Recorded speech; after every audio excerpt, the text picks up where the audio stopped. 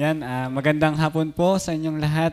Ako po yung nagpapasalamat sa Panginoon una sa salvation na ibinigay sa akin ng Panginoon. And lagi ko sinasabi, undeserved. Yun. Undeserved sa mga bagay na galing sa bagay ng Diyos. Pero pinaging dapat, pinaging banal, pinatawad, pinagpala dahil ng Panginoon, Jesus.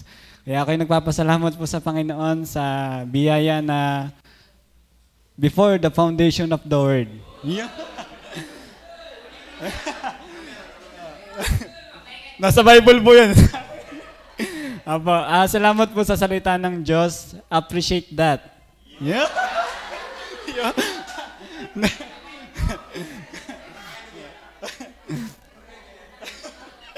Salamat po na... Wala ka po. Okay lang. Salamat nangangaral ng salita ng Diyos sa palengke. At yung po'y biyaya sa akin. At i-appreciate ko talaga na ako ay, yung iba ka talaga sa, kahit sa mga kapatid mo, sa salaman, sa every people. Sa bawat tao, pag talagang Kristyano ka, iba tayo. Pangangaral na lang ng salita ng Diyos, yung binabasa natin, magkaiba na eh. Kaya ako nagpapasalamat po sa Panginoon na napakabuti niya talaga sa aking buhay. May mga times talaga, may mga shortcoming ako na sa aking buhay. Aminado po ako talaga dyan. Ano po? Why? Ay, what? Bakit? Ako nagpapasalamat po sa Panginoon na ayokong iwala sa aking buhay ang Panginoong Jesus. Kasi hindi naman talaga, hindi talaga mawawala. O hindi na maagaw ng sino man yung pagmamahal sa atin ng Panginoon. Kaya ang pag-ibig ng Panginoon ay magpakailanman. Bakit? Ang Diyos ay magpakailanman. Kaya nagpapasalamat doon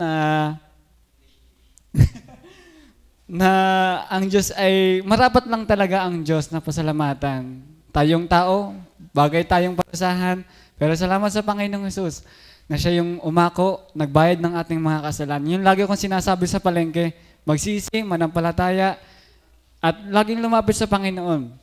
Dahil kung talagang hindi kikilalin ng tao, ang Panginoong Jesus, kung yung nilagay kong notes, kung nabasa niyo yung aking notes, kundi sa biyaya, walang kabuluhan ang buhay ko. Dahil sa biyaya ng Diyos. Dahil lang talaga sa biyaya ng Diyos eh. Kumbaga sa akin, hindi ako. Wag na lang ako. Kumbaga, pinagpepere ko din sa Panginoon. Panginoon, kung ako ay magkakasalang lang din, wag na akong buhayin. Opo, yun po yung prayer ko talaga sa Panginoon na mabangga na lang. Magdadamay pa, wag na lang. Ayun talaga ang prayers ko sa Panginoon. Panginoon, huwag mo na akong gisingin every morning na ako'y magkakasala lang din. Huwag na lang po. Apo. Pero bakit ako'y binubuhay pa ng Diyos? Kumbaga ang Diyos ay hindi humahatol sa ating kasalanan. Kung nababasa niyo po yung Psalms 103, sa 1, 2, 3, 4, 5, 6, 7, 8, 9, 10, makikita niyo po yung mga praises po ni David doon. At yun po yung, kumbaga, binabasa ko, ang Biblia. I love the scripture. Yan. Mahal ko ang salita ng Diyos. Mahal ko ang salita ng Diyos at hindi lang mahal, ina-apply ko talaga sa buhay bilang Kristyano yung prinsipyo ng Biblia. Napakadaming prinsipyo ang Biblia. Authority natin ang Biblia. Wala na po tayong hahanapin pa kundi ang Biblia at ang Panginoong Hesus. Yung word diba sa John 1:1, ang Diyos, ang word sa English ay word. Ibig sabihin ng word ng Panginoong Hesus. Kaya salamat sa Panginoon talaga na malaking biyaya. Walang papantay ang biyaya ng Diyos sa atin. Walang hihigit ang biyaya ng Diyos. Kayong mahalin talaga ang Panginoon ng totoo. Wala nang hihigit pa yan. Wala nang hihigit pa sa pagmamahal ng Panginoon. Ang tao nagmamahal, tama po? Ako nagmamahal eh. I love you po. Secret. Salamat Kumbaga may standard ang tao pa nagmamahal, pero ang Diyos hindi. Unconditional.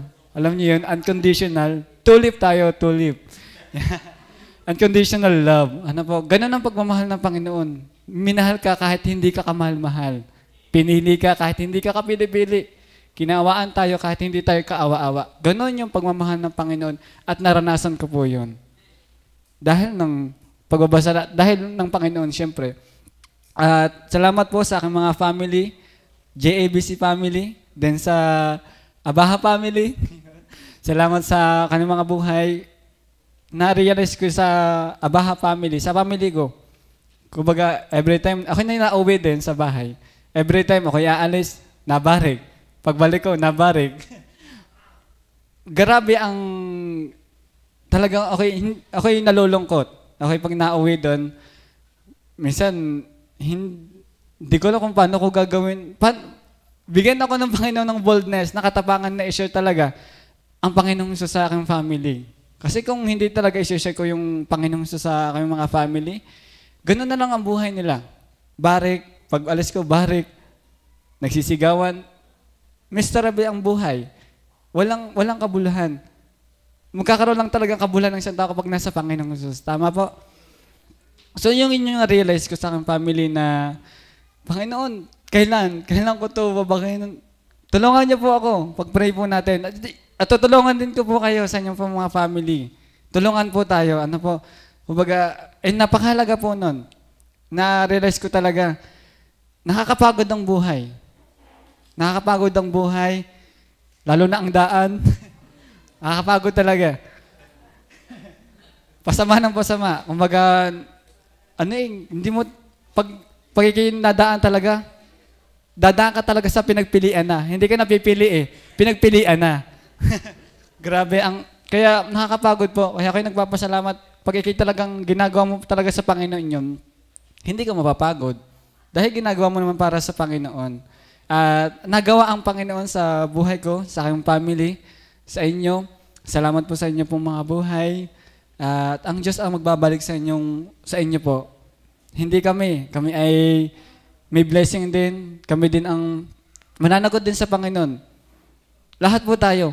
So salamat sa Panginoon sa biyaya niya talaga na kayo ginagamit, ibang tao ginagamit, aking mga Abaha family ginagamit din. Salamat na bagamat alam mo yung naglalaro, namumuhay sa kasalanan. Pero kumbaga walang sakit. Biyaya sa aking mga family. Kumbaga biyaya talaga, biyaya lang naman ang masasabi ko talaga. Wala namang kumbaga sa mga medicine sa gamot.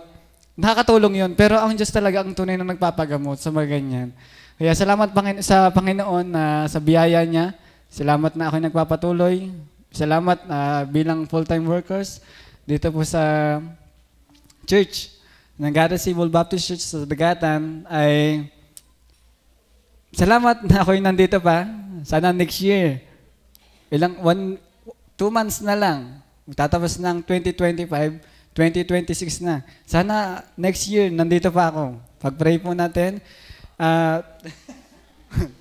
Yung mga backslider, yun daw yung pupuntang full-time. Pero yung nasa full-time, pupuntang backslider.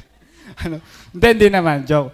Pero pag-pray po, kasi wala naman talagang malakas, ibalik mo sa akin, O Panginoon, ang iyong pagliligtas. Yung kagalakan ng pagliligtas. Psalms 51, tama? Verse 13? 12. Advance tayo. 12, ano po?